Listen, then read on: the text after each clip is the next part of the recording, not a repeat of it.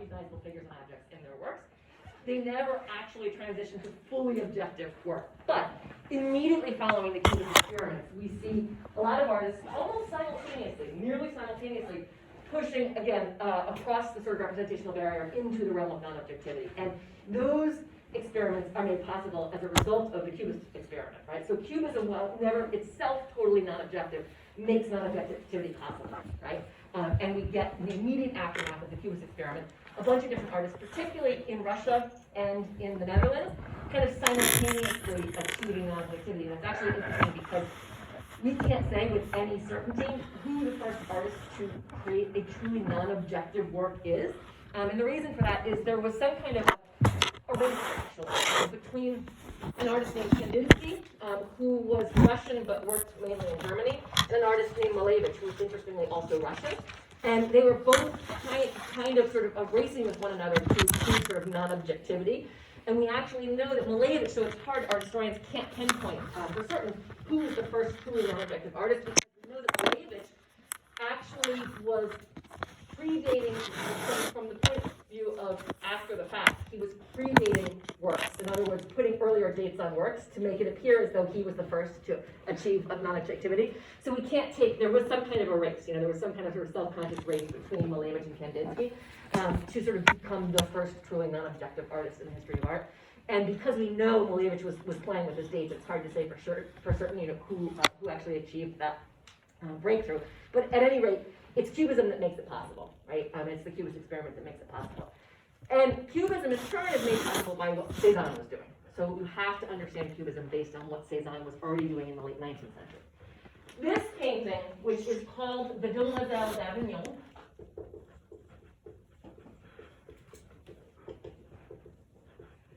dates to 1907. And it used to be, this is arguably the most important, single most important painting in the history of art. We could make lots of different arguments, but there certainly is a consensus of scholars that would say that this is sort of one of the most, if not the most important paintings in the history of art, or history of modern art. It is in the Museum of Modern Art in New York City. So when there is something that is this important, that is sort of, here, relatively locally, I try to point that out, well worth, if you're in New York, well worth the stop just to see it in person. It actually is one of the paintings that is very impactful in person. I mean, sometimes when I try, almost always works are more impactful in person than they are in reproduction. But I try to be honest, I told you about my experience with the Mona Lisa. So this is very different. This is a painting you can get right up close and personal with, and it is large in scale, and it's incredibly impactful in person. So certainly worth going to the Museum of Modern Art in New York to see if you ever have the opportunity, because it's right here in New York. So this painting used to be considered the first Cubist painting, but recent sort of interpretations have suggested that it might, in fact, be the last great expressionist painting. Now, if you remember, we were talking about Van Gogh's Starry Night, and I said the debates around the Starry Night have to do with whether it is sort of the last great realist painting or the first great expressionist painting, right? Because again, it was sort of poised on the cusp of modernism and expressionism. This painting functions very similarly, except that it is poised on the cusp of expressionism and cubism. So I want you to sort of think about that question. Is this, in fact, the last great expressionist painting, or is it the first great cubist painting? And as I'm talking today, I want you to sort of try to be answering that question. I would be thinking about that question. It is very likely, in fact, I would say, I'm not going to say 100%, but it's very likely that this will be one of your short answer questions. Very likely, like in the 90s. So, make sure that you keep that in mind. You're paying attention. This is a complicated painting. It's very, very, very.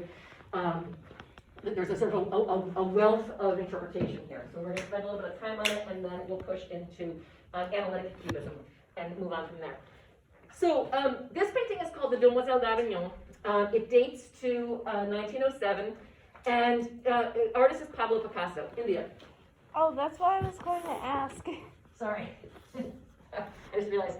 Yes, Pablo Picasso, right? And Pablo Picasso was Spanish by birth. He was born in Malaga, and then he moved to Barcelona when he was 13.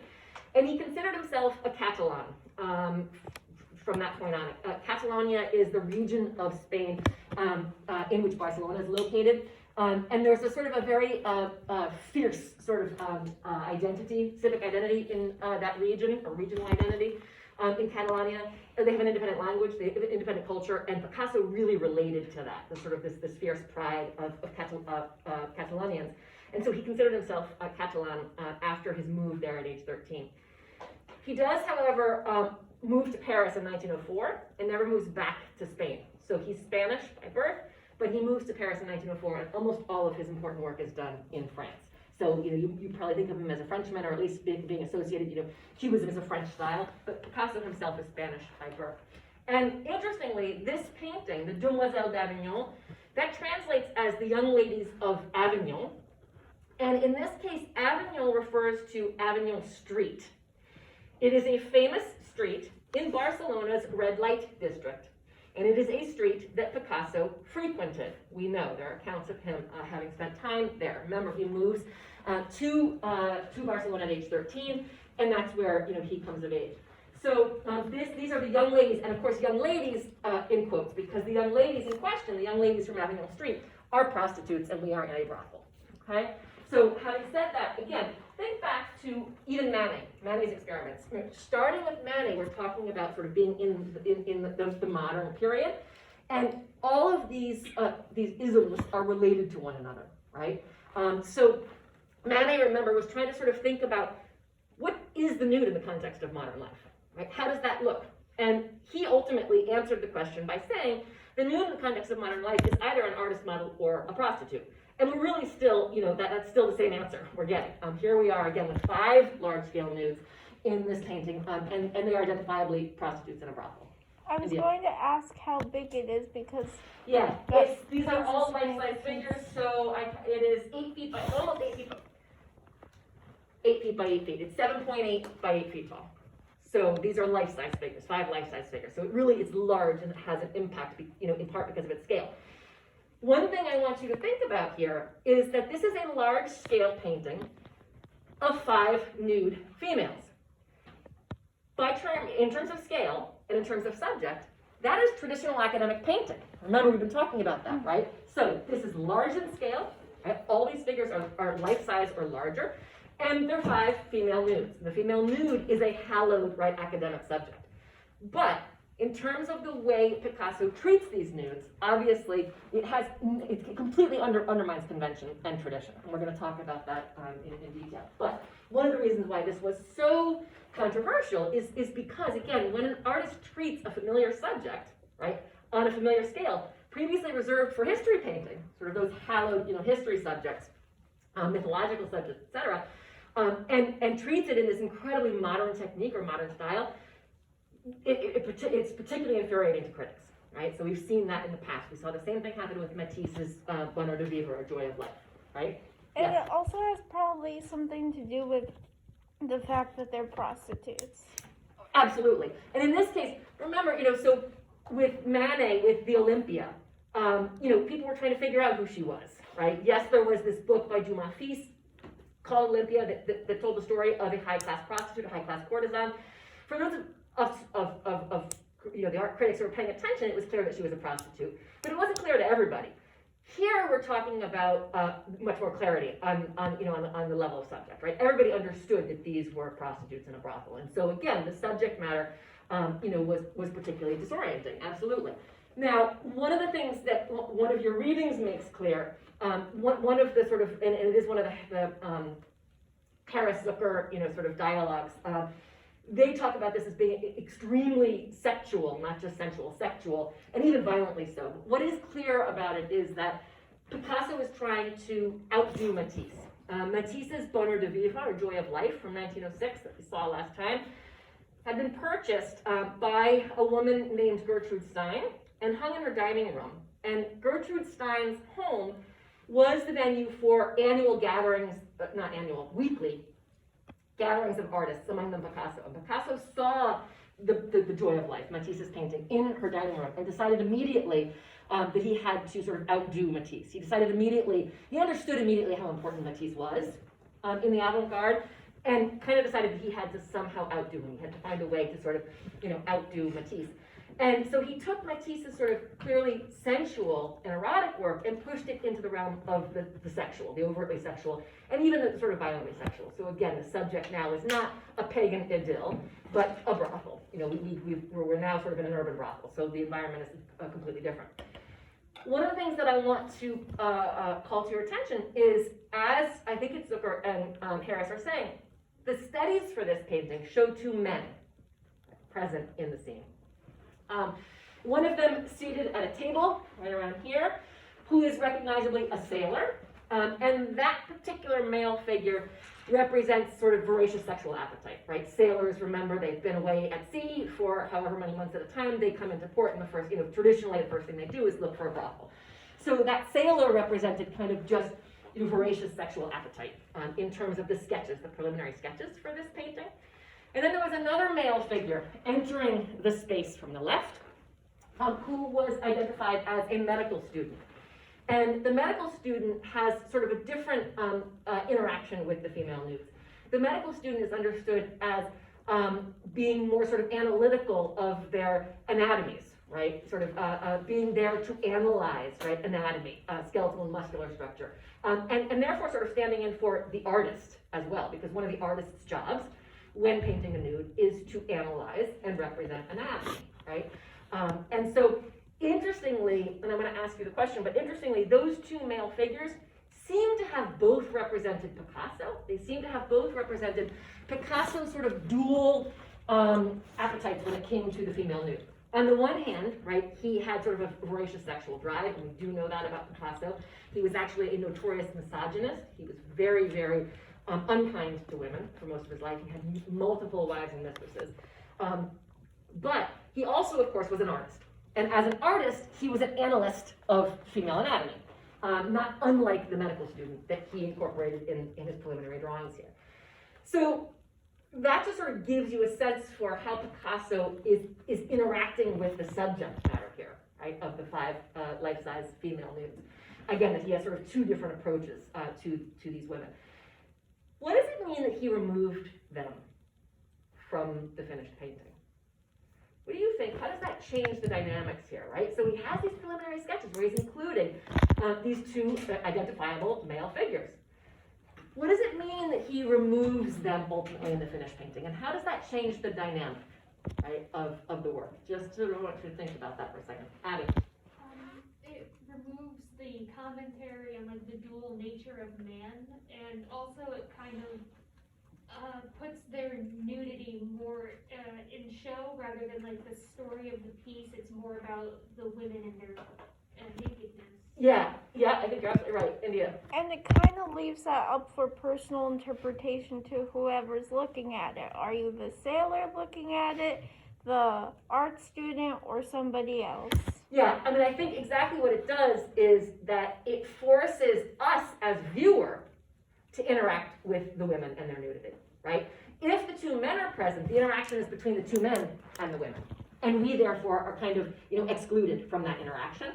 By virtue of removing the 2 men, sort of we become, of course, remember that the sort of original viewer of all these pieces was presumably male, right? So, the artist/male viewer, it's up to the male viewer now to find a way to interact with these life-size nudes, right? On his own terms, as just Abby and India were both saying. So it's sort of interesting. I think it heightens the impact of the piece to actually remove those male figures and make the interaction about the women and the viewer rather than the women and those sort of male surrogates.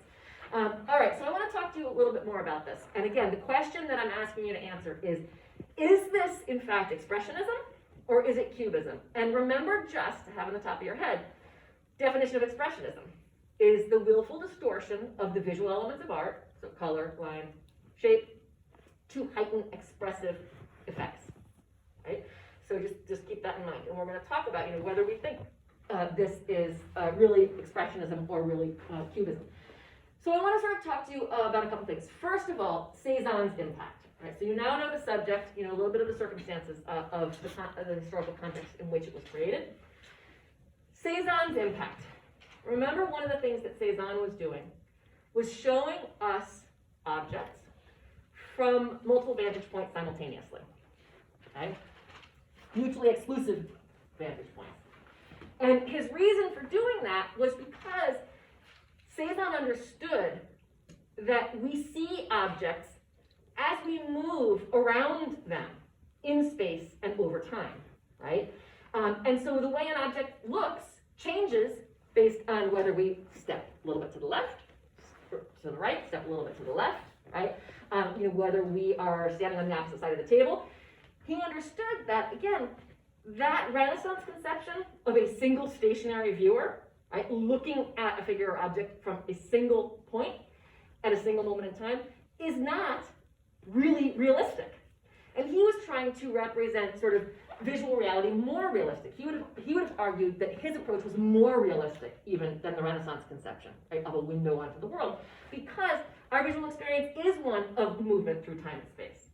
Okay? And that was what he was trying to claim. Picasso is doing very much the same thing. Picasso is also going to show us multiple perspectives, right, across time, across space.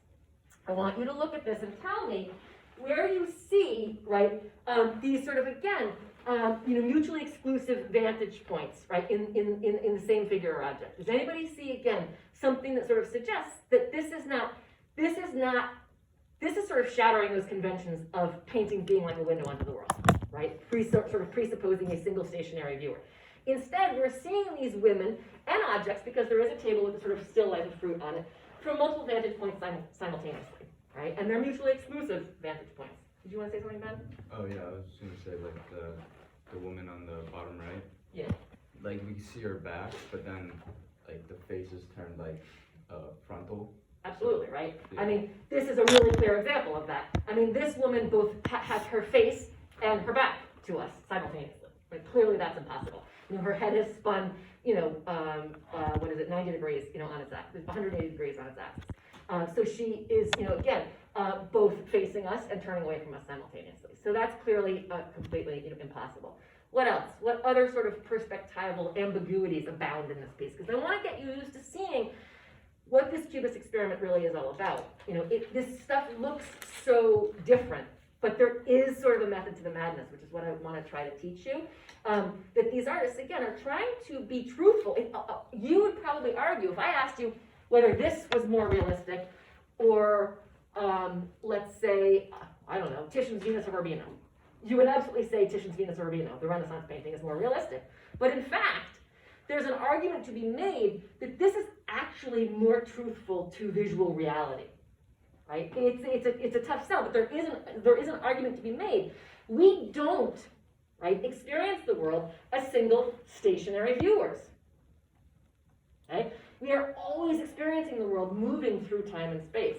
And so all of these sort of consecutive views of a single figure or object create perhaps actually a more truthful reality, right? And that's one argument that can be made here. India. So, the first place where I noticed that difference is, in the women's legs that are covered by the cloth. Okay. They're weird. They wouldn't be shaped like that if that was how they actually were, and Okay. also their faces. Okay, tell me about the faces. The faces, they're obviously lopsided. Yeah, absolutely. And when we're talking about sort of mutual vantage points, go ahead. And the nose is in side profile, while Exactly. the face is forward. Right. So the eyes, right, look at these women, right, their eyes are seen frontally, from head on, their noses are in profile. Again, two mutually exclusive vantage points simultaneously, okay? Another example would be here. We are looking down on this table, this sort of funny angular table, but we're looking directly across at the slice of mountain, right? So again, Picasso is over and over again using Cézanne's example of showing us these mutually exclusive vantage points simultaneously, as if, again, he's moving sort of through time and space, moving sort of through the space of this room, and giving us consecutive views, sort of multiple consecutive views seen from different angles, okay? So one other thing I wanted to sort of point out, and I think India was onto something when she talked about these figures here, and particularly this figure. Does this pose remind you of anything we've seen? Nehemiah? I'm forgetting the name of it, Yep. like the Venus, where the woman's like covering up herself, Yep. but also like revealing herself. Yep. So absolutely sort of suggestive of the Greek Venus Pudica, right? Where you've got sort of the suggestion of usually one leg crossed over the other, usually a hand over the genitals and a hand over the breasts. In this case, the arm is thrown over the right shoulder. But I want to, when we have seen, I might have to go.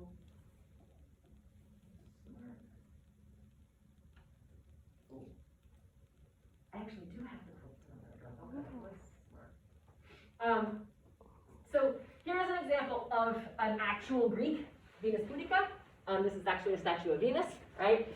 Again, weight-bearing leg, free leg, right arm, again, over the genitals, and here the left arm is raised on the tub of water.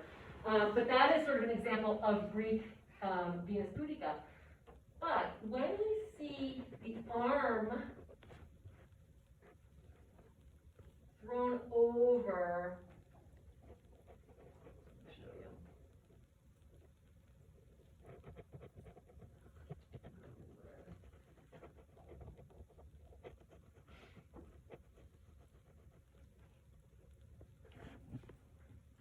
when we see the arm thrown over the shoulder like that,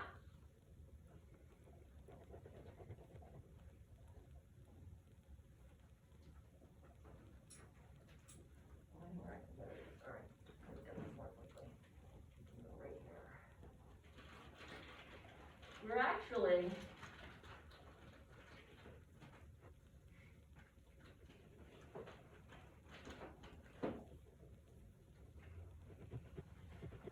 recalling either Renaissance or neoclassical images of recumbent nudes, meaning reclining nudes, rather than standing vertically.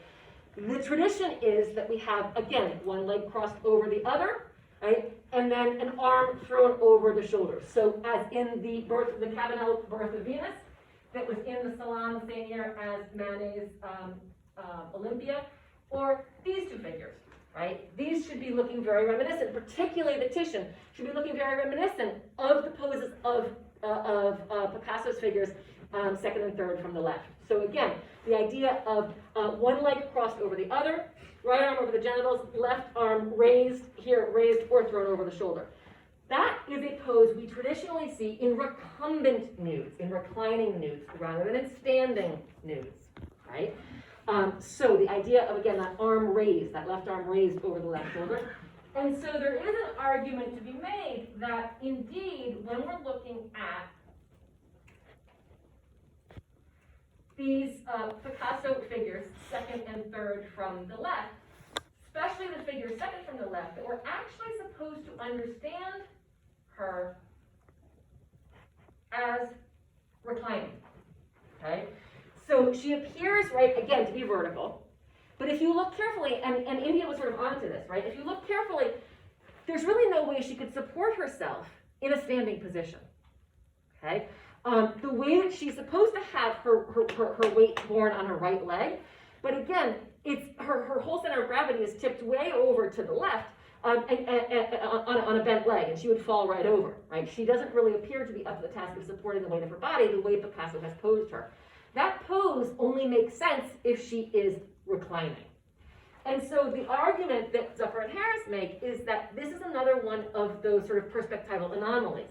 While she appears to be standing up, we are probably supposed to understand her as being as lying down, right? So we are looking at her again from head on, but we probably should be thinking about her we probably should be looking at her from above, right? As a reclining, as a recumbent figure. So that's potentially another one of these sort of perspectival anomalies, right? The idea again that Picasso is showing us this figure as standing, but in fact, when he saw her, she was lying down, right? Because that pose only makes sense, again, as a recumbent or reclining nude. All right, so I want to talk to you a little bit about, and I just do have this. This is one of the preliminary sketches that Zucker and Harris talk about, right? And I do have that in the PowerPoint, so I want to show it to you. That includes the two male figures. And you can see them here, right? Here is the sailor sitting again behind the table with the slices of melon on it. And here is the entering medical student. So you can see indeed that there were originally two male figures there. that probably were surrogates for Picasso, for the viewer. And when he removed them, it just sort of heightened the impact between the female nudes and the viewer. In their absence, right, you as viewer have to assume their role. So you as viewer are sort of forced to interact with these nudes in a new way. All right, I want to talk to you a little bit about technique now. So we've talked a bit about style. I want to talk to you a little bit about technique because there are a number of things going on here. So we've identified the poses of these figures as having something to do with the sort of modern Western tradition, right? The tradition, again, of the female nude. Probably the sort of female recumbent nude, as we just saw in Titian in the Renaissance, in Cabanel in the 19th century. When we look at these other three figures, you might notice that their faces are very different from figures 2 and 3. And that is because we believe they are all wearing masks, and masks that have been specifically identified as representing specific cultures. And so I want to talk to you a little bit about that. One of the things that we know is that Picasso called this painting an exorcism painting. That is sort of the best explanation we ever got from Picasso about how to interpret this painting, and so I want to ask you, again, to think about what that means as we go forward. An exorcism painting. So what is an exorcism, right? Well, when we're talking about sort of religious exorcism, it's ridding oneself of the presence of the devil, right? Or the presence of the spirit of Satan. So an exorcism is a getting rid of, it's a cutting out, it's getting rid of something. So if this is an exorcism painting, what is it that Picasso is exorcising, right? What is it that he's using this painting to get rid of, to dismantle? And so that's a question I want to ask you. We do know two things. We know in 1906, Picasso went to an exhibition at the Louvre Museum of ancient Iberian carving. And Iberia is ancient Spain, right? So the Iberian Peninsula is the Spanish peninsula. Remember, Picasso is a Spaniard. So he would have been particularly attracted to ancient Iberian sculpture in the sense that that was his heritage, right? So sculpture from the ancient Iberian Peninsula, from ancient Spain. And I don't have an example, but the figure on the far left, her face is very suggestive of ancient Iberian carving. When you look at ancient Iberian, from the Archaic period, ancient Iberian carving, those sort of wide almond-shaped eyes, these kind of broad, flat noses, this is very, very sort of typical of ancient Iberian carving from the Archaic period in Spain. And so he was very influenced by this collection of Iberian carving that he saw in the Louvre Museum in 1906. The painting was completed in 1907, so that has an impact on him. We also know that in 1907, right before the painting was finished, he visited Paris's Ethnographic Museum. And he saw a collection of African carving, and African masks in particular. And we know, because again of preliminary sketches, and I can show you the one I just had on the screen, that he came back after that visit to the Ethnographic Museum, after that experience of seeing African masks, and he painted over, he changed the faces of figures 4 and 5. Okay? And what we believe is that those figures are to be understood as wearing African masks. And I'm just going to show you one example. I could bring in others. So this is our figure. This is a detail of the figure, again, fourth from the left, and African carving. You can see a couple of things. These sort of hatch-like marks that Picasso incorporated right on the side of the nose are probably reminiscent of scarification marks that actually existed in African carving, on African masks. And you can see, again, these sort of striations, they represent scars, ritual scarring in ancient Africa. And these masks sort of represent, again, those scarification marks. And then Picasso sort of interpreting that as these hatch-like strokes of paint. So there is a suggestion that Picasso painted over the faces of figures 4 and 5 after the trip to the Ethnographic Museum and gave them masks, gave them African masks specifically. So having said that, I want you to think a little bit about what's going on here. These 5 nudes might represent different artistic traditions that influenced Picasso. At the far left, the art of ancient Iberia. Right? As a Spaniard, again, that was his homeland. So he had seen Iberian carving in 1906 at the Louvre, replaced the face of the figure at left with an Iberian mask. So that would represent ancient tradition for Picasso. Figures 2 and 3, we've already suggested, stand in for the sort of what we would call the modern Western tradition of the Venus, right? The recumbent Venus that I just showed you, from the Renaissance through neoclassicism and into the 19th century. And then figures 4 and 5 might represent the non-Western influence, or the influence of non-Western culture on Picasso, and specifically, right, African culture on Picasso. We do know, and I will show you, we have a photograph of Picasso in his studio from this year. He began collecting African carving in 1907, had a lot of it in his studio. So he was extremely interested in African carving, right? And again, had visited the Ethnographic Museum in 1907. So this could stand for, again, different artistic traditions that would have exerted an influence on Picasso, right? So the ancient West, the modern West, and non-Western civilization. Okay, so the sort of three civilizations, artistic traditions, if you will, that could have exerted influence over Picasso. And then the way in which he violently distorts the bodies could suggest a kind of exorcising of those traditions, right? A dismantling of those previous traditions, of those previous influences on him, in a way in preparation for something new. In a way in preparation for something yet to come. Sort of like tabula rasa, as if he had to, again, sort of create a clean slate. As if he knew he was onto something, as if he knew he was about, again, to invent the initial syntax of early Cubism, right? That he was literally on the cusp of inventing a new pictorial language. And that he had to, in order to fully embrace that new pictorial language, he had to exorcise all the old influences on him, right? All of sort of the extant pictorial languages that had ever influenced him. And that might be what he means when he says this is an exorcism painting. Okay? That this was, again, his way of sort of representing all these different artistic traditions and influences on him, and then, again, sort of dismantling them, creating tabula rasa, clean slate, for what was to come in 1908. And when you look at the sort of historical evidence, it's quite interesting, because in 1908, all of a sudden we see well, let me ask you, so I want to talk a little bit about this sort of technique of faceting here, but I want to talk to you about whether you have any sort of feelings one way or another. Is this the last great expressionist painting or the first great cubist painting? And if it's expressionism, you know, how is it expressive, right? How is Picasso manipulating color, line, and shape to express emotion? And what are those expressed emotions?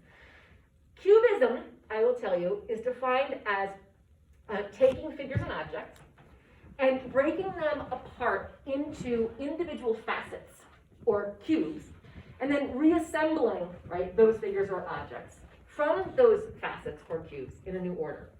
So the idea is to analyze a figure or object. Remember, to analyze means to break apart, literally.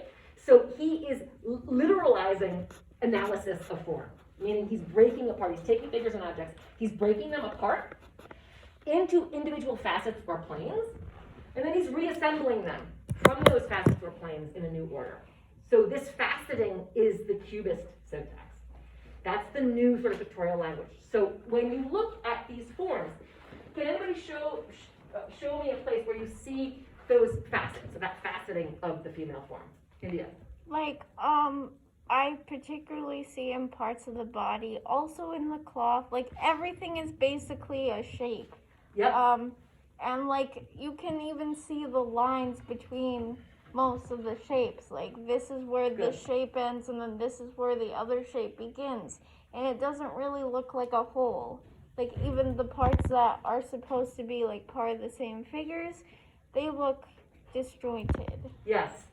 So, for example, and I would argue too that certain ones of these female figures are more dismantled than others, right? They're treated to sort of more violent faceting than others, and I think there's a reason for that. There is a man by the name of William Rubens, who was the director of the Museum of Modern Art at the time that this painting was completed. And he says that he reads this painting from left to right. And as you read the figures from left to right, we see Picasso's progressively darkening insights into his own concept of woman's nature. Picasso's progressively darkening insights into his own concept of woman's nature. Picasso, as we've seen from the preliminary sketches, right, with sort of those two male figures that were surrogates for him, had very conflicting views of women. On the one hand, he had voracious sexual appetite, right? He was a misogynist. And on the other hand, he was incredibly fearful of women. And he was fearful in particular of sexually transmitted disease, which is interesting. Again, remember, this is a painting that takes place in a brothel on a street that he visited, that we know that he visited from a young age. So he was incredibly fearful of sexually transmitted disease, and he associated women with disease for that reason. So, I mean, this is sort of the height of misogyny, right, if you sort of think about it. But this is Picasso in 1907. And so Rubin is reading this as sort of Picasso exploring, again, his own misogyny. Picasso exploring his own kind of, mixture of fear and fascination, right? Those are his two, sort of his dual feelings about women. On the one hand, he's fascinated, sexually, interested, and on the other hand, he's incredibly fearful. So there's sort of an interesting read there. And the argument would be that by the time we get to figures 4 and 5, right, we see incredible violence wrought on their forms, right? Again, our figure number 5, who, as Ben said at the beginning, I mean, literally her head, right, is spun, sort of 180 degrees on her torso. I mean, that's, sort of incredible violence wrought. And again, her face replaced by a mask, right? Nothing left of her own visage, nothing left of her own facial features. This woman, too, again, we can really see the facets here. So the breast becomes a diamond. The abdomen becomes an interlocking diamond, right? All of these figures, again, reduced to essential geometric components, as India said.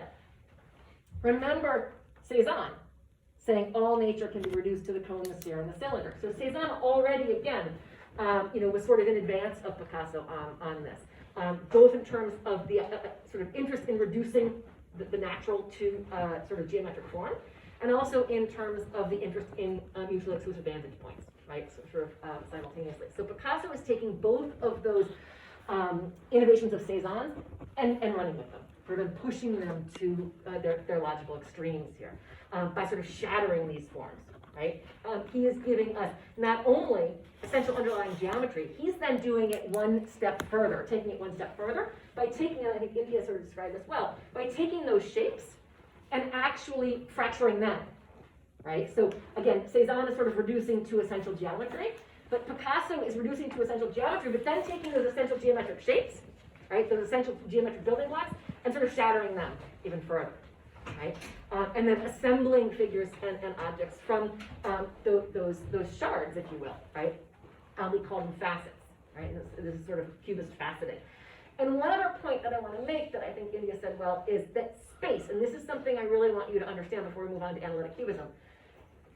Space, the interstices between objects, right? The empty space between objects, the background plane, always saying the same thing, is also treated to the same faceting. So what's really interesting here is that on the one hand, Picasso is dematerializing figures and objects. Simultaneously, he's materializing the space between them. And Braque, who is another Cubist artist that I'm going to talk about now, said that it was that materialization of space that was essential to Cubism. So that's interesting. So Braque, who was the other Cubist working with Picasso to sort of invent this new language, said that it was the materialization of space that was essential to Cubism. Not the faceting of figures or objects, which we might have expected, but the material, not the dematerialization of the figure or object, but the materialization, the simultaneous materialization of space. So for example, right, if you look, all of this blue here, right, is really background space, right? It could be sort of, a curtain. She may be pushing aside a curtain here to this figure to enter the room, but you can see that space is also faceted, right? So the figures are faceted, but so is the surrounding void faceted. And for that reason, it becomes hard, and this is something I think India was also onto, it becomes increasingly hard to distinguish figure from background. And before we move on, I'm going to ask you that opening question, but before we move on,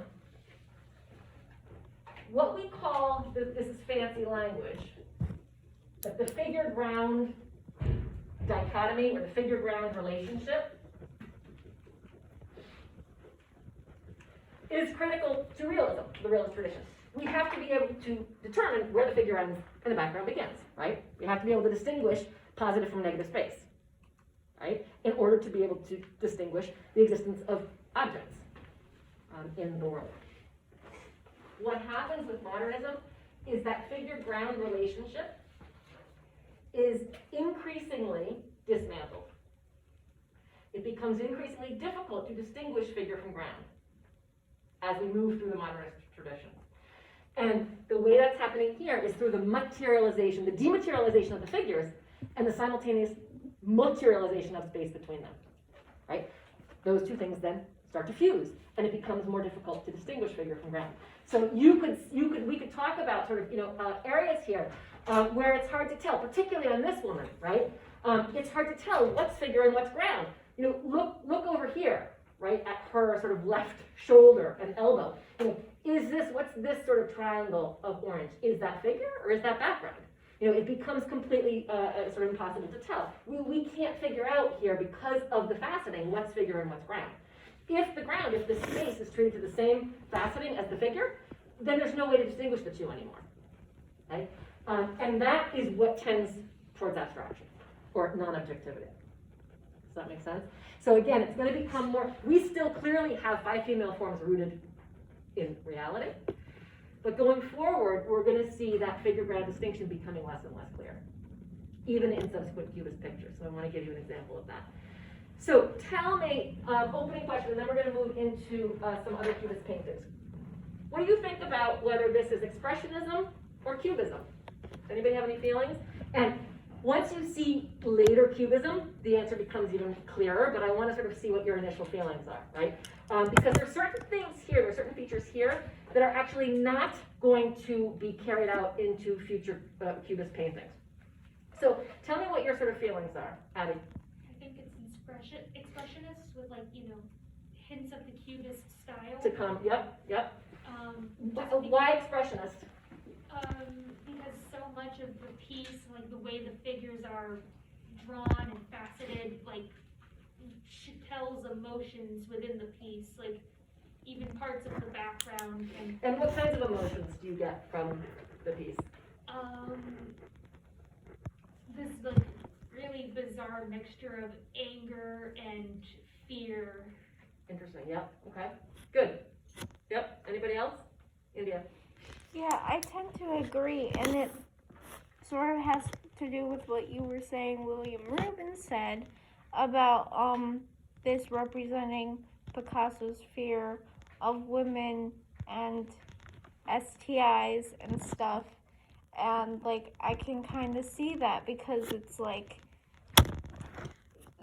the fear of women has existed for centuries. Absolutely, yep. And it's just interesting, and even in the former art that we've seen in this class, it sort of has kind of existed in a way too, because they're afraid to show certain things, and they get offended if you do something wrong in terms of a nude figure. Yep. So Yeah, just find it and so interesting. I would agree, and I think today we generally speak of this as being sort of the last great expressionist painting. And the reason for that is because we can actually pinpoint visual elements of art that Picasso is using for expressive ends. So, the faceting of the shapes. That is a kind of violence wrought on the female form. So that is very expressive, and what's being expressed, as Abby said, is fear and anger. Right? There's a kind of that, when you take a female form and you sort of, you dismantle it, right? You facet it. It's a kind of violence being wrought on that form. So there is a lot of expression of anger And fear. I think it's the fear that drives the anger. I mean, again, as we said, when people don't seem to understand things or people are fearful of things, they tend to become angry. And I think Picasso is sort of angry at his own concept of sort of, woman's nature. He's sort of angry with himself about it. So I do think there's a lot of fear. I do think there's a lot of anger. And again, that comes through the sort of faceting of the female form, the sort of, this violent rot on the female form. When you take a head and sort of spin it 180 degrees on a torso, that's a kind of violence. That's a kind of violent act. When you sort of facet the form, that's a kind of violent act. When you disfigure, right, a face, when you replace a face with a mask, I mean, that's all a kind of violence. That's all a kind of violence. And so we definitely have a sort of a series of very raw emotions being expressed here. And they're being expressed through manipulation of shape, that faceting. They're also being expressed through the manipulation of line, in the sense that all the lines here, again, are very angular. They're all straight, they're angular, they're hard-edged. We have the female form that is sort of notoriously soft, right, and organic. Traditionally, and here that sort of softness is completely absent. Right, we're talking about replacing the soft contours of the female form with these sort of angular shards. Again, a kind of violence. And then even with color, color here again, I would argue, is very expressive. And the colors are muted, but they're present. So we have blues and reds, but we have tints of blues and reds. And the color here. Does it remind you of the palette of a specific painting that we saw last time at all? Nehemiah? The one of, I can't remember, every time I try to think of it, I can't remember. It's all right, no worries. It's the guy, one of the guy's wife, where he used the reds to highlight, the greens to highlight the reds of. Oh, Matisse. Yeah, Matisse. Okay, good. The woman with the hat, okay. Yeah. Anything else?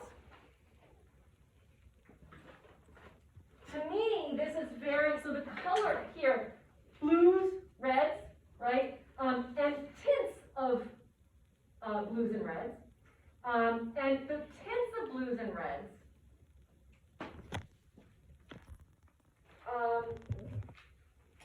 to me have a very kind of icy kind of quality, and are very reminiscent of the character Berlin Free scene. Palette is almost identical, right?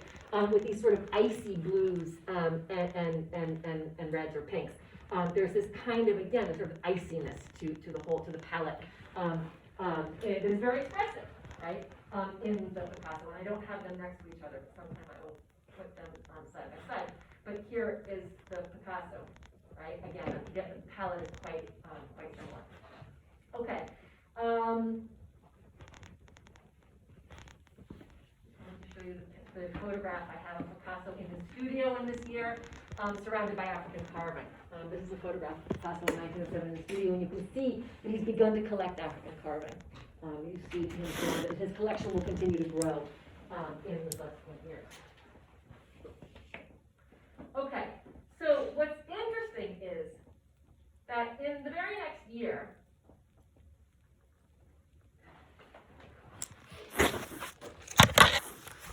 a Frenchman by the name of Georges Braque, actually in 1907, back up for a second, a Frenchman by the name of Georges Braque visits Picasso's studio and sees the completed Demoiselle d'Avignon.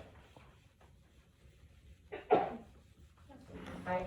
And you remember, the completed Demoiselle d'Avignon was Picasso's own answer to Matisse's Bonheur de Vivre. And so all these guys, again, aware of what one another is doing. And Georges Braque visits Picasso's studio, sees the Demoiselle, and is extremely influenced by it. Braque then spends the summer of 1908 in the south of France,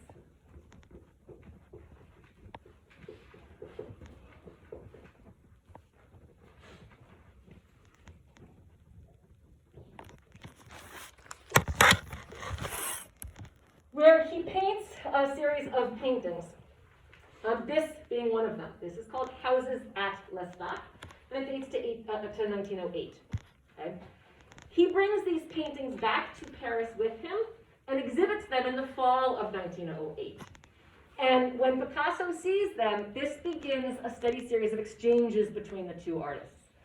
Something that you probably don't know is that it is traditionally the understanding that Picasso, right, is the sort of father of Cubism. You probably would associate the name Picasso with Cubism.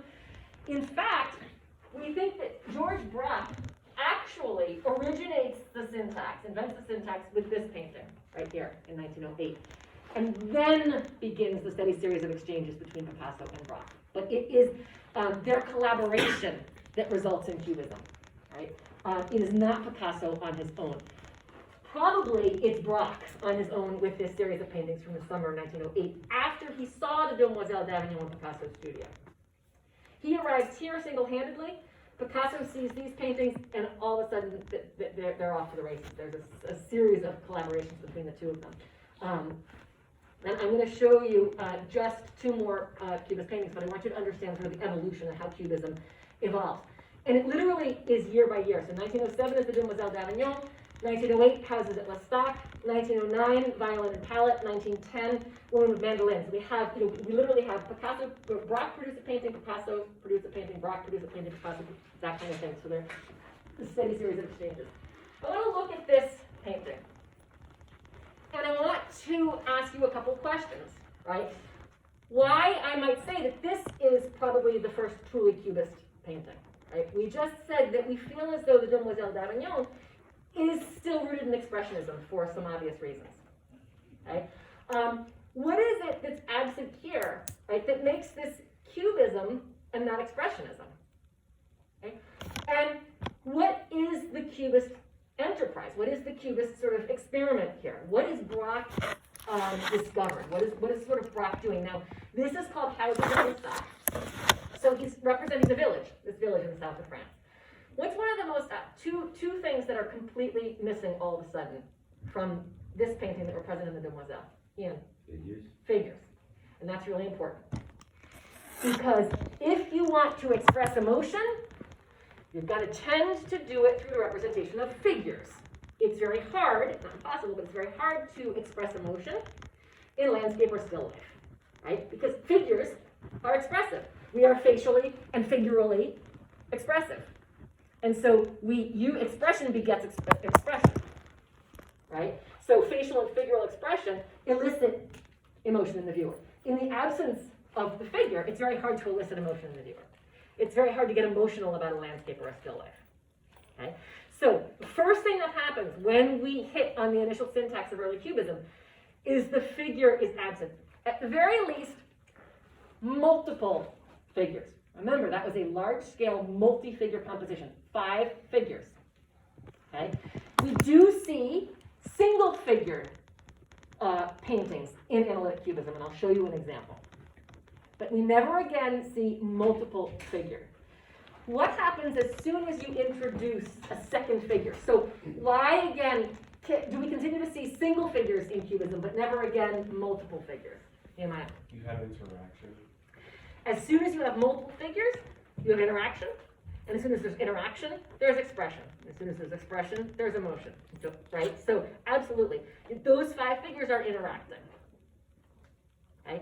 So immediately, Picasso and Braque realize that they need to remove the multi-figure composition. So going forward, you're only going to see single figure, still life, and to a lesser degree landscape. What's the other thing that is absent or is greatly reduced here from the Picasso? Trinity? Space. Okay. So yes, I like where you're going with that. Yeah, I think you're right? So remember that figure-ground relationship that I was just talking about? In the Picasso, we could still identify, to some extent, right, the distinction between figure and ground. We saw that ground, right, those interstices being materialized, but there was still a way sort of, to talk about the fact that we have, 5 figures, and this is probably background. This is becoming spatially even more compact. I would talk about sort of spatially even more compact, right? What else? And I don't know if this is like what you were going for with our answers, but there's like barely any detail put into it to distinguish what's actually going on, because right now they just look like blocks. Yep, absolutely right. Yep. So what we're going to see here, and what else is reduced? So you're absolutely right. Space is now more compacted. Detail is reduced. And what else is reduced? What's the final element that's reduced? Sophia? Color. Yeah, right?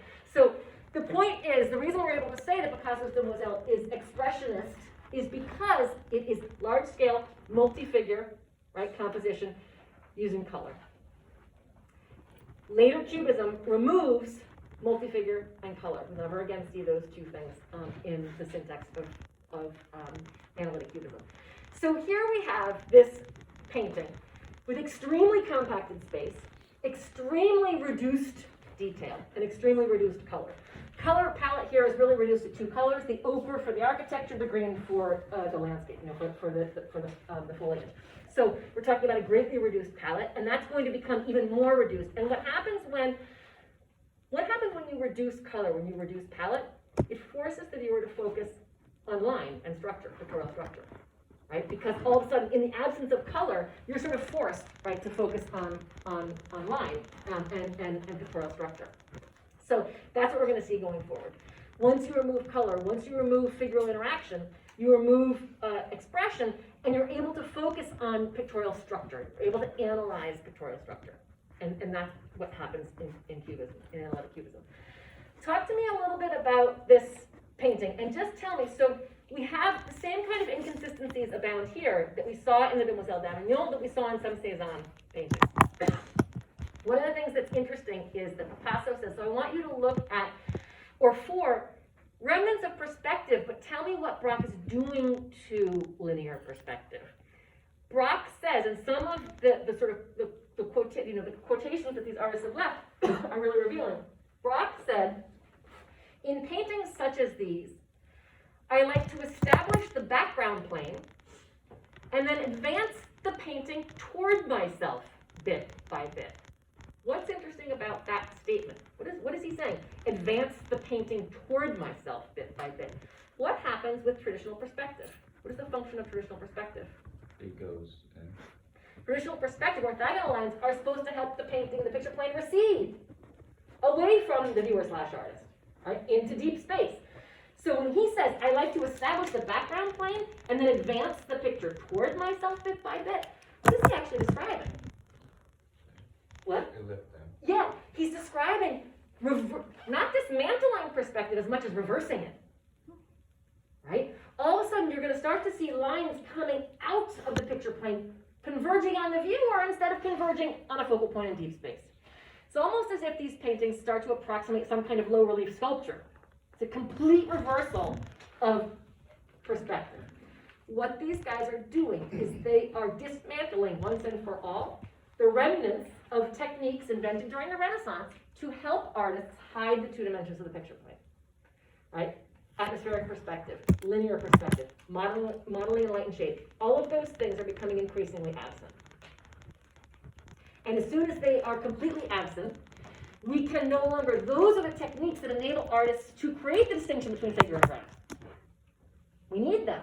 In their absence, we can no longer distinguish figure and ground. Trinity. It seems like he still kind of, figures that are further in the distance. He adds darker colors. Absolutely. You're absolutely right. Smaller. Yep, you are absolutely right. So here still, and I'm going to show you what happens a year from now and 2 years from now. It's a progression, but you're absolutely right. There is still a sense of some kind of space here, but he's beginning to dismantle it. So Trinity is absolutely right. In the background, you can see, right, shadow on the structures in the background. Whereas here, you can see the elevation here is highlit, right, as light hits the side elevation. We're seeing deeper shadows in the background. We're seeing the structures tend to decrease in scale, though not consistently, right? So there is, yes, some semblance, right, of three-dimensional space, but it is becoming, again, sort of harder and harder to distinguish. And it is going to disappear almost entirely in the years to come. There's one part of this that reminds me of what Picasso was doing in the last one, where it's like taking a traditional, a traditional picture or image and then distorting it with the tree, because you have that tree that's really close, or looks like it's supposed to be close to the viewer, Yep. which is a traditional landscape thing. Yep. Absolutely. So we even still have, right, what you might arguably call a repoussoir device here, right? That tree rooted in the lower left corner, right? It sort of helps to frame the scene, helps to frame the village. But, you know, there really are no clear planes in depth here. And there's no consistent perspective. If there is perspective, can anybody tell me where they see perspective being reversed? Do you see orthogonal lines that are, again, coming from deep space in the image and pushing out towards the viewer? Do you see a structure like that, India? I see it with the lower cubes in particular because they seem to be slanted towards us. Okay. Yep, these guys. Yeah. Anybody else? Lexi? I kind of see it like in the upper corner up there, like the left. Here? Yeah, that. Yep. Yep. Those It lines are seems to be poking towards us. Abby? It looks like there's a house at the very top that's like, we're laying down looking up at it. Yeah. So again, it's that idea of different vantage points, right, onto a single object. I see it in this structure, right? You've got two side elevations, and you've got the corner, right, where the two side elevations meet. And it's almost as if those two side elevations are orthogonal lines, right, meeting on that corner, and that corner is poking into our space, right? It's almost a reversal of perspective there. But something else that's interesting is, look at the roof, right, of that structure. What's going on with the roof line? The corner of the roof, yeah, Trinity. The corner of the roof isn't aligning with the corner of Exactly. the house. Right? It's a little bit like Picasso's taking that woman's head and spinning it 180 degrees on its axis, but here it's just a little bit of a shift. He's taken the roof and shifted it 5 degrees to the right. But the corner of the roof is not aligned with the corner of the facade, right? So this just shifted the roof. So here's where we're talking about. Here's another, look at this structure. This is very much Cezanne to me. If you look here, right, again, you have the sort of suggestion of an elevation, the suggestion of a roof line, and then the roof line disappears behind the tree trunk, and it never reappears. It just disappears altogether. Or you might argue that it's up here, right? But you're talking about, again, orthogonal lines, right, that disappear, okay? Or that sort of, you know, reappear on a different plane. So this is absolutely sort of Braque taking Cezanne's experiment and sort of pushing it, right, to a new place. So here we think that Braque has really established sort of the essential syntax of early cubism at this moment. Suppressing particularizing details, as India said, right? The houses, the trees, are simplified geometric volumes, right? Stripped of particularizing details, right? They're experienced at close range, so the compacting of pictorial space, absolutely important here, right? Rather than receding into depth, as we said, the forms seem to come forward. The forms seem to approximate, in some ways, the appearance of sort of low-relief sculpture by coming forward. This is the beginning of dismantling single-point perspective or reversing it altogether. Now, what I want you to understand is that by virtue of creating this illusion of limited depth, okay, compacting pictorial space, suppressing particularizing details, suppressing color, what Braque is doing is he has forever dismantled now, at this moment, he has forever dismantled the Renaissance conception of painting being a window onto the world.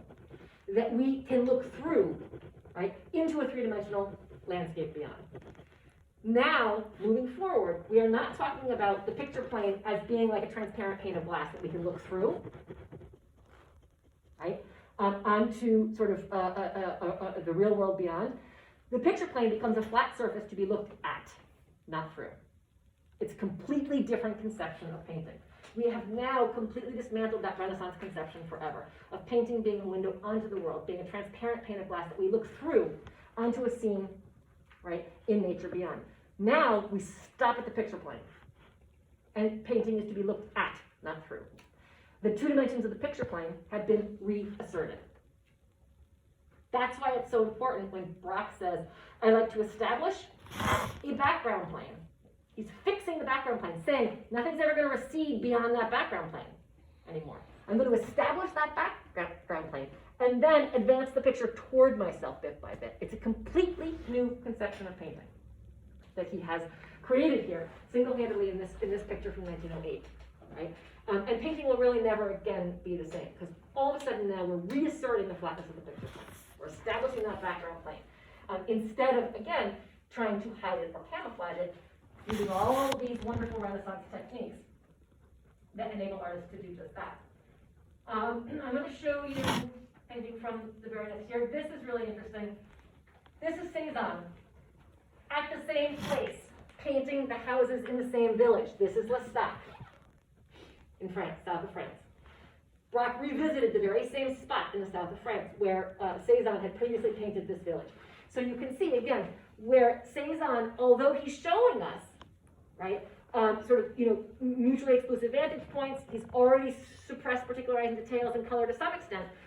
Those things are further suppressed here. Pictorial space is further compacted, particularizing details are further suppressed, palette is further suppressed, and we're really, really focusing exclusively now on pictorial structure, right? And establishing, really asserting that background plane. And perspective now has to advance rather than recede, right? Here, we still have, and we talked about this with Cézanne, here we still have some of the markers of traditional landscape. We still have the foreground with the village, the middle ground with the bay, and the background with the mountains, right? While Cézanne establishes deep space, he then collapses it by virtue of, for example, the jetty sticking out, right, into the bay from the far distance, and that kind of thing. He has established deep space. He then conflates it, but he begins by establishing it. In the Braque, that space is never established. That deep space is never established. Remember, I established the background plane. Right? He's asserting, right, the background plane. He's asserting the two-dimensionality of the picture plane very clearly when he makes that statement. And everything now happens in front of that picture plane rather than behind it. Does that make sense? So that's sort of a really important way to think about this. So, moving forward to the very next year, we've got a really interesting painting.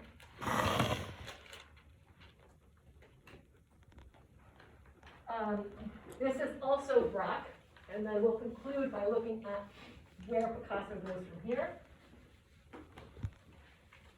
So this is Braque. He comes back from having spent the summer in L'Estaque, and exhibits those paintings in the fall of 1908. Picasso sees them, and Braque spends the winter of 1909-1910, so this is now 1909, in Paris painting musical instruments, series of musical instruments. And this painting is by Braque, and it's called Violin and Palette.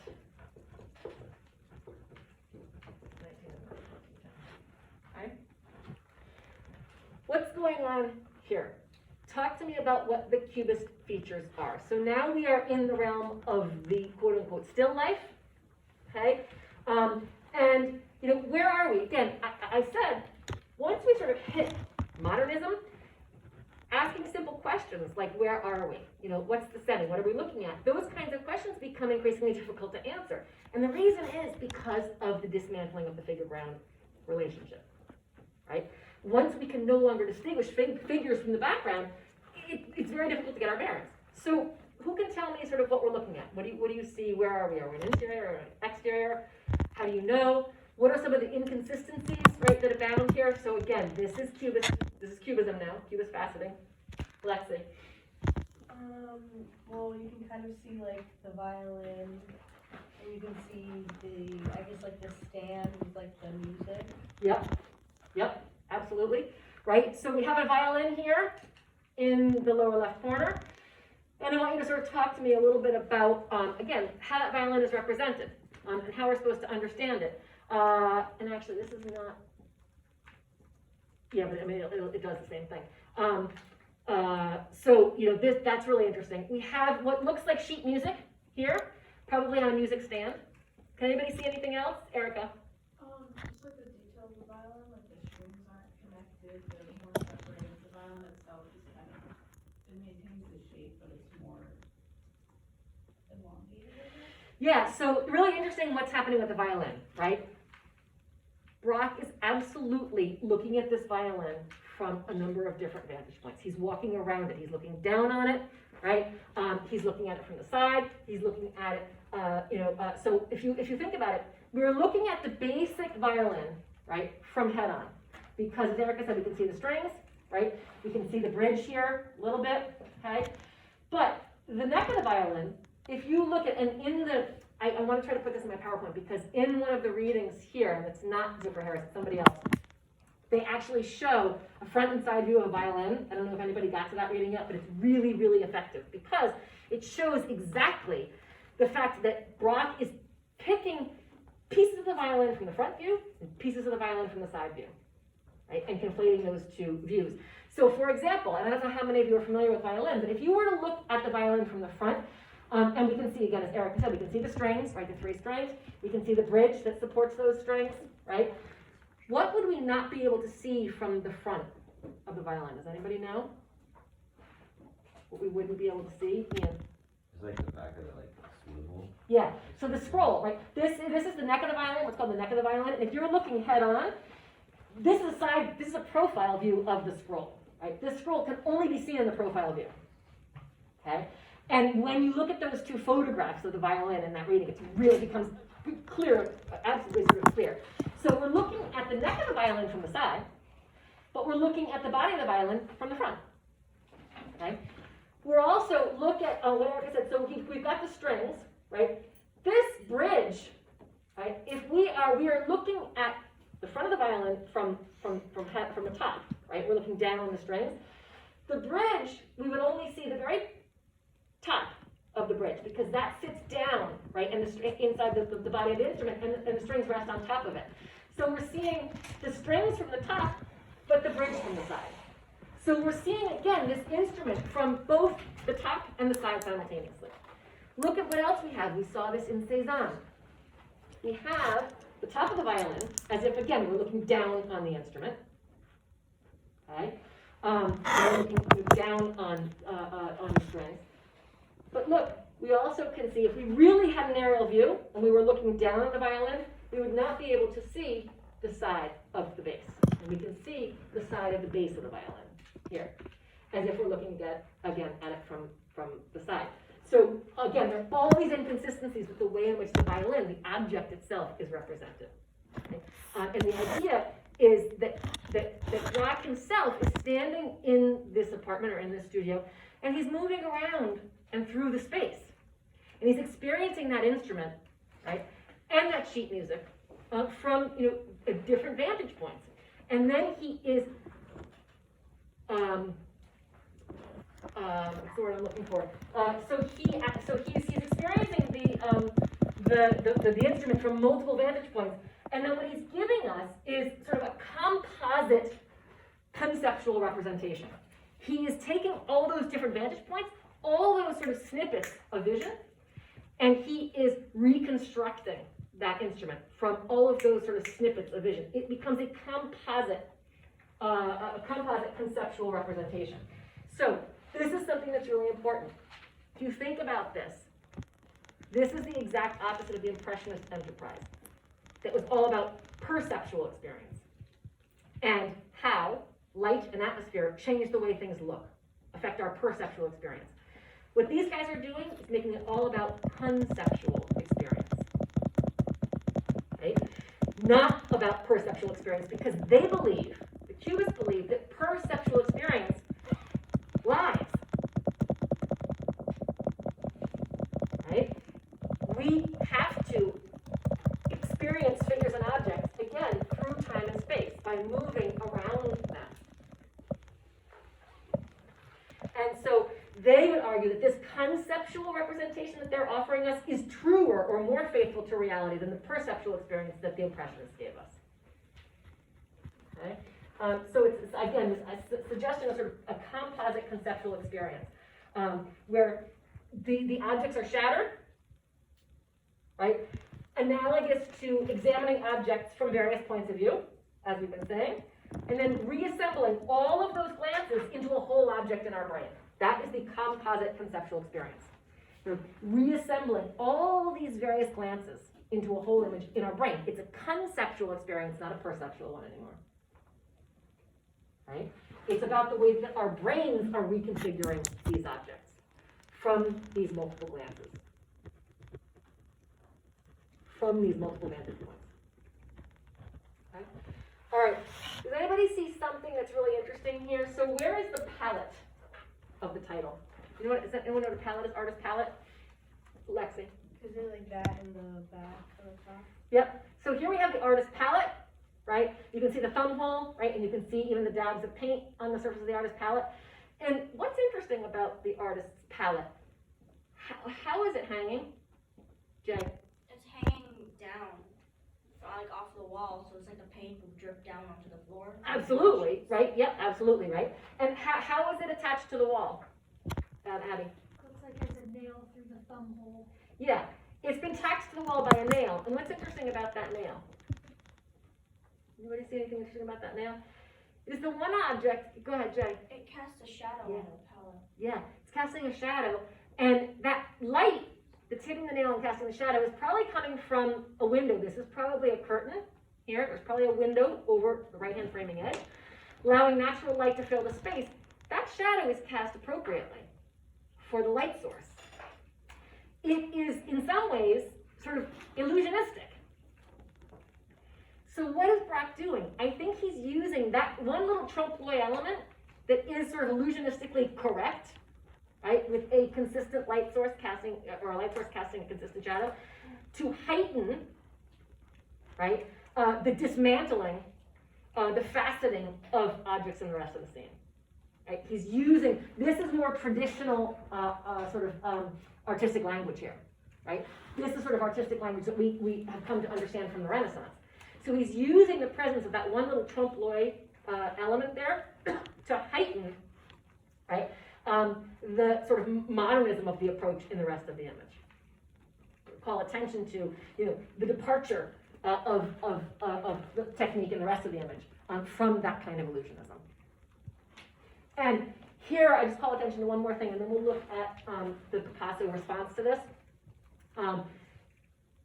This is a painting where now it's become almost impossible to distinguish figure from ground. So if you look carefully, right, it's impossible, it's nearly impossible to say what we're looking at over here. Is it figure, is it ground? Look at here, is this part of the sheet music? Is this part of the background? Okay. Again, we have really no sense for what's going on there, and that's because, again, of the materialization of the space. The figures or the objects here are being dematerialized, but the space is being materialized.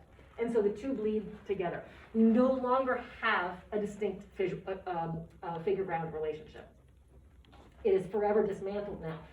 And therefore, you know, the figures and background are becoming fused. They're becoming flatter and more abstract, or more and more non-objective here.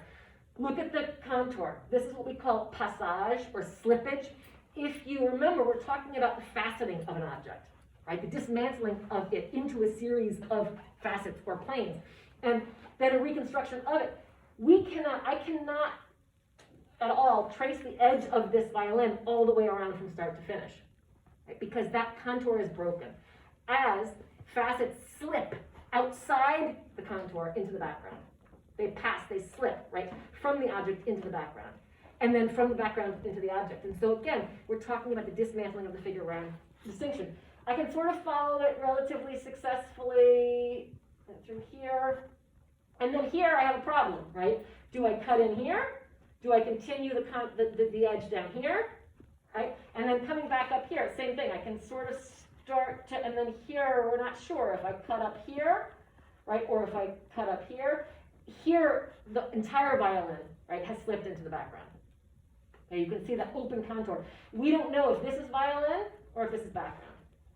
So this is what we call passage, or sort of slippage, right, where you can start to see the facets, right, of the individual objects slipping into the background, right, sort of breaking through the contours into the background.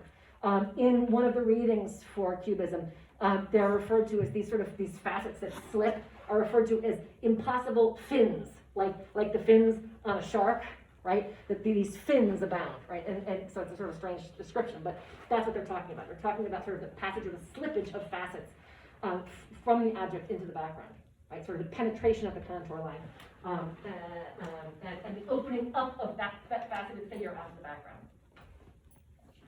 Alright, let's look at this one. So this is now Picasso. And this is called Majoli. And now we're at the height of, this is 1910, 1911. So we said 1907, 1908, 1909, 10, and 1910, 11. So each year, again, we see subsequent sort of development of that initial syntax of early Cubism. This is Picasso, and it's called Majoli.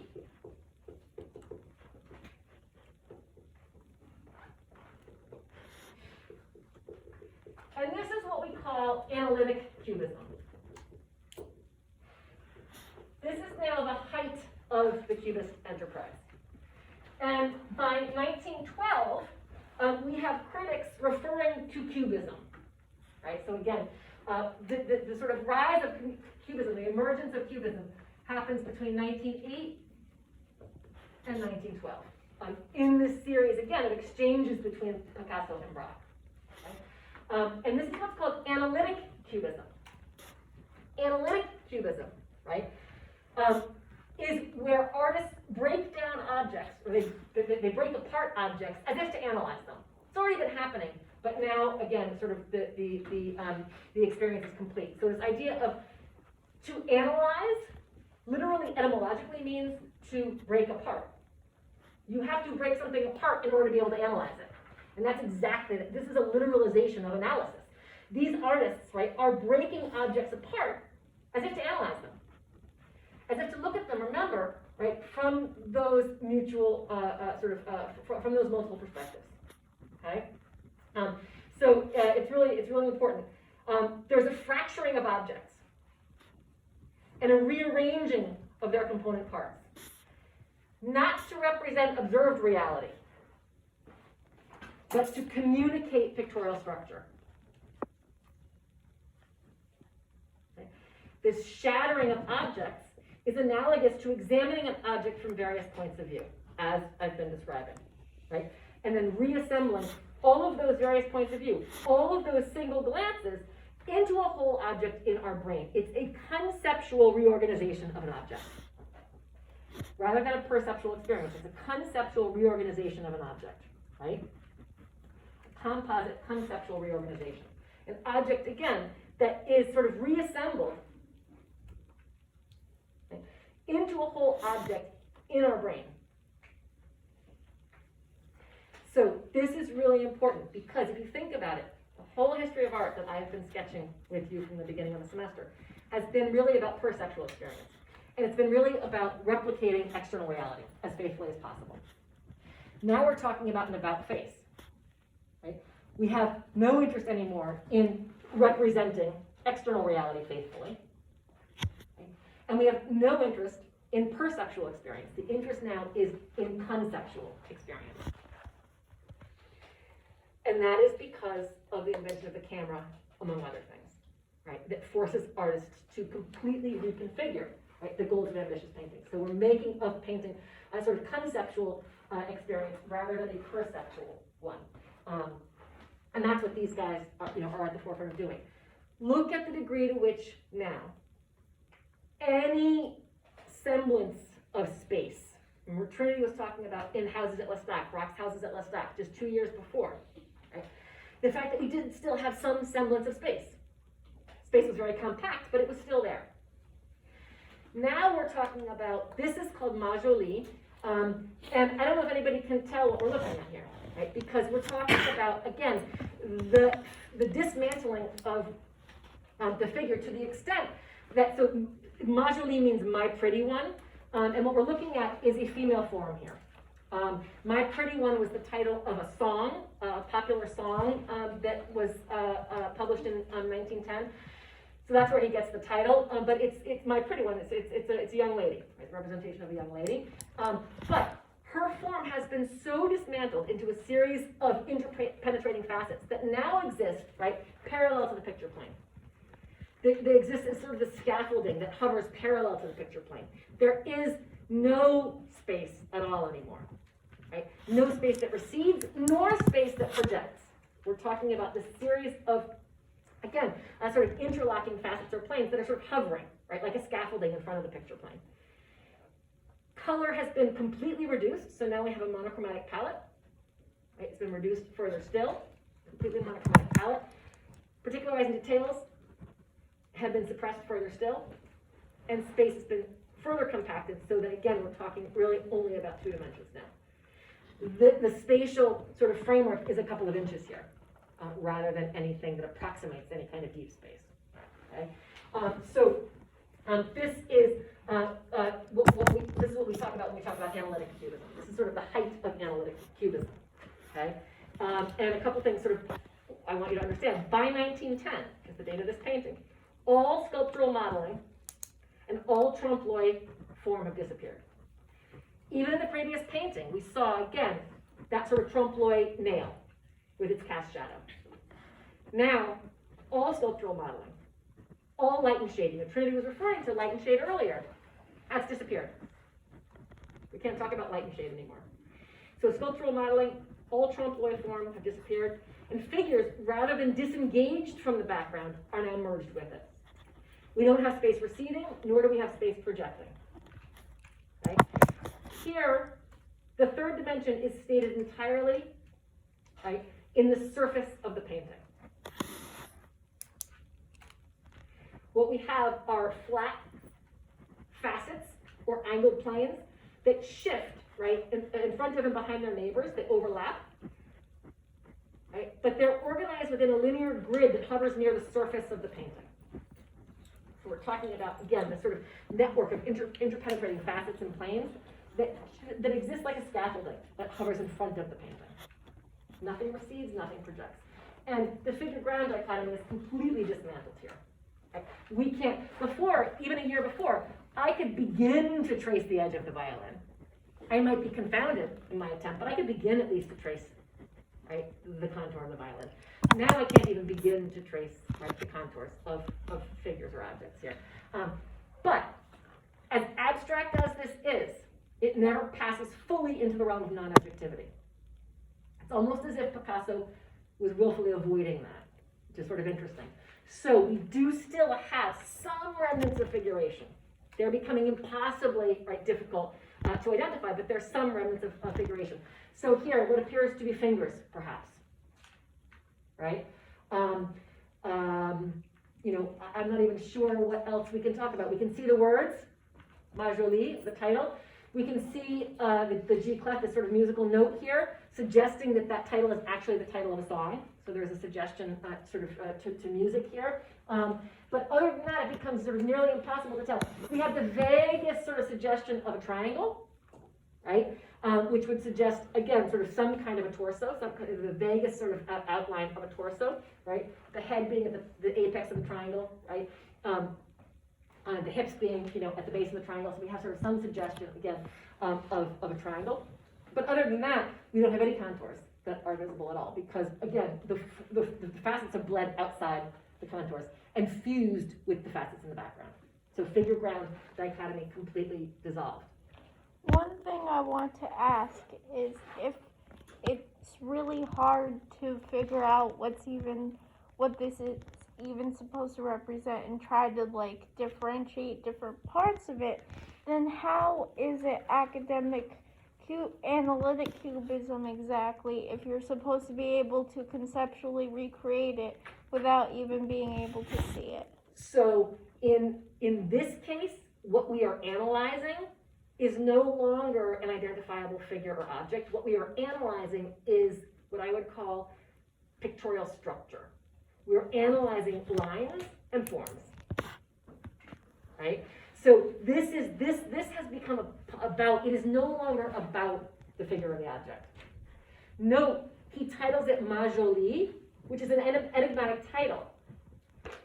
It means my pretty one, but it's also the title of a song. So is it a figure? Is it a song, right? There is some kind of, you know, fluidity there, in the sense that we don't really even know what we're looking at anymore. There is a musical analogy, okay? But what we are analyzing here is just this network of facets or planes. We are analyzing pictorial structure.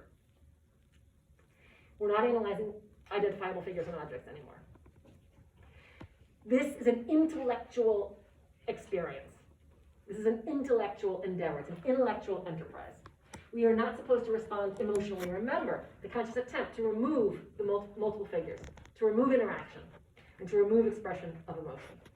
So now we're talking about, right, a detached intellectual enterprise here. It's not about analysis of figure or object anymore. Okay? It's not about expression of emotion anymore at all. This is about an intellectual enterprise. It's about understanding an intellectual enterprise. So this is, it's from here that we venture into, we jump into the realm of the non-objective. Okay? And you can see that because we're almost there. But Picasso clings, right, just absolutely clings to the faintest remnants of figuration. Right, sort of figures, maybe the toes here, as if he's scared to take that final leap into the completely non-objective. We believe that it's in 1912, notice a year later, that we have the first completely non-objective painting. It's either Kazimir Malevich or Vasily Kandinsky. Again, we don't know. There was this competition between these two Russians for that recognition. But we believe it was about 1912 where we actually break through the representational barrier into the realm of non-objectivity. So we're right on the cusp of it. But Picasso, neither Picasso nor Braque ever ventures there. Okay. All right. Good job. So I'm going to show you what we think of as being the first truly non-objective painting, perhaps, next time. And then we're going to talk about what happened to painting in the immediate aftermath of the First World War, because you'll also notice that we are approaching the advent of the First World War. And what happens to painting in the aftermath of the First World War is something entirely different, and that's what we call Dada and Surrealism.